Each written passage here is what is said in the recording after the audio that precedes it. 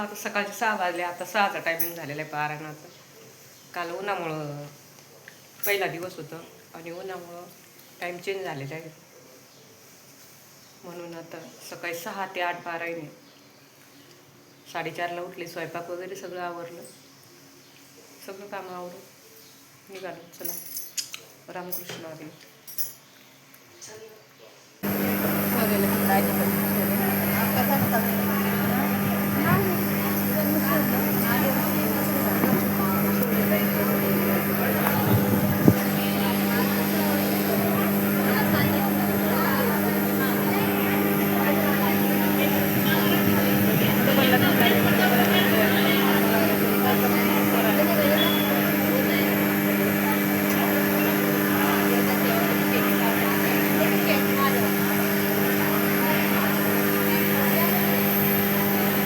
या दिंडोरी गणित सेवा मार्गाच्या माध्यमातून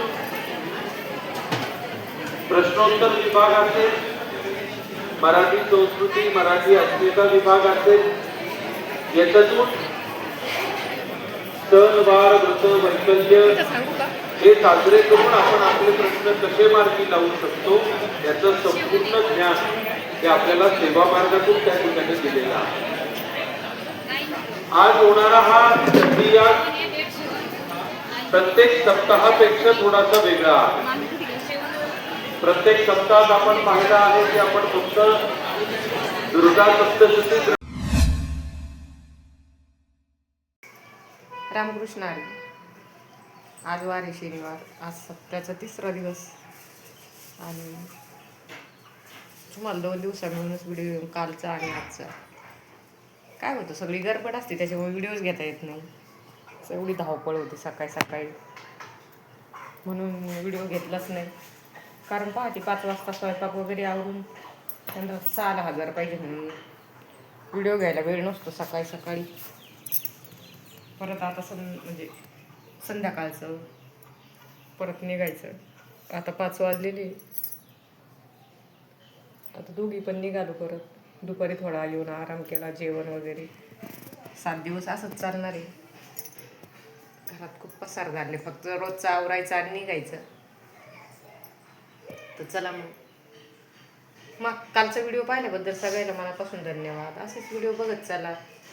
खूप नवीन माहिती म्हणजे बघायला भेटते केंद्रातली सेवा पण. आणि या सेवा खूप घेण्यासारखे, आपल्याला नाही तर लहान मुलांना तर खूपच घेण्यासारखे. मी तुम्हाला स्टॉलचं वगैरे दाखवलं, कसं लहान मुलांनी कडधान्य ओळखायचे. सगळे कडधान्य ओळखल्यानंतर खेळणी पण आहे. खेळणीचे पण छोट्या मुलांसाठी ती माहिती आहे. आता आम्ही दोघी निघालो केंद्रात. आणि सत्यनारायणची जी स्टॉल आहे तो पण प्रत्येक पौर्णिमेला घरच्या घरी सत्यनारायण कसं करायचं ही माहिती पण दिलेली. चला आता थोडासा टाईम काढून तुमच्यासोबत 2 मिनटं बोललो, कारण वेळच नसतो. मी म्हटलं रोज व्हिडिओ घेऊ पण नाही जमत. चला रामकृष्ण हरी. श्री स्वामी समर्थ.